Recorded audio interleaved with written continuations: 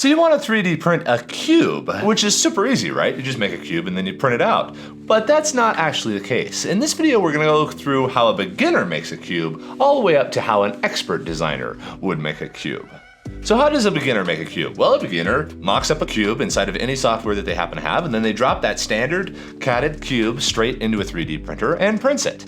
And very often this is just fine, but there's many issues that you have with it. You have sharp edges all over the place, so one of the corners is going to be a little bit out of whack. The corners aren't actually perfectly sharp, and you have just inconsistencies in how the sides and surfaces look. You have the top, you have the bottom, you have the four sides, so using just kind of a default cube probably isn't the best way. What if you're an intermediate designer, someone who watches this YouTube channel kind of on the regular, and you know many of the basic design rules of 3D printing?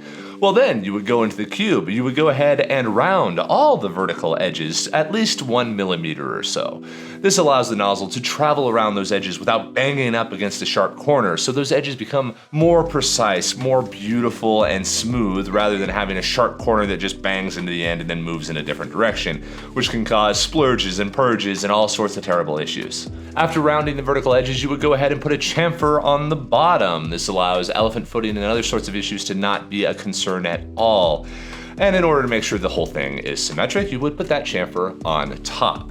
Now at least the cube is refining. It's a little bit better, it's a little bit more robust. It can be made on basically any machine in any resolution at any time, anywhere in the world, without anyone having to do like custom slicer settings for it. This cube is also higher tolerance because since you have rounded out those corners and you no longer have the dangers in odd sorts of scenarios, it is a more precise sort of a cube. And those are both fine and reasonable, and they will make you a cube. But let's go ahead and make a perfect cube. Now this is going to take some work because you don't get to use the slicer. Using a slicer is the way of letting someone else do all your thinking for you. So now we're going to go ahead and just design the whole thing so that it can be printed anywhere, anytime, and be exactly what we want it to be.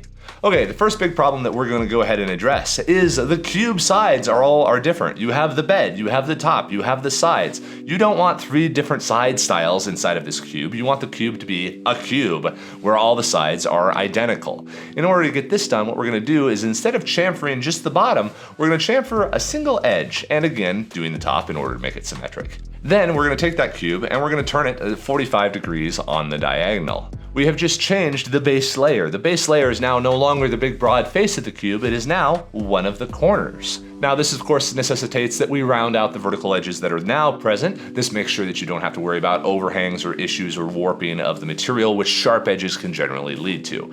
Again, keeping the precision of the cube throughout the entire process.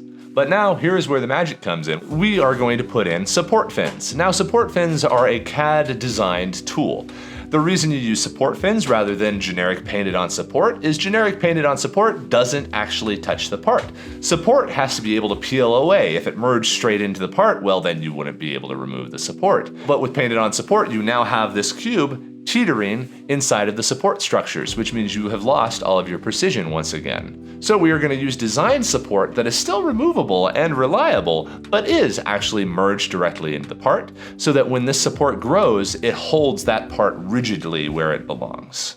The support fin is placed slightly in from the outer corner. You don't necessarily want it straight on the corner because if a person runs their fingers along the corners, which is the main tactile area, the sprues that we're going to put in here could leave some residual bumps. So we're going to pull it in just a little bit from the outside so they can be cut flush with the surface of the cube. Technically this is enough. It is a tripod kind of an outline for that first layer, but we want this stable. And when you have such a small amount of contact area with the print bed, you want it held down on the print bed because again, if you're printing with some random material, you may have a high amount of warp.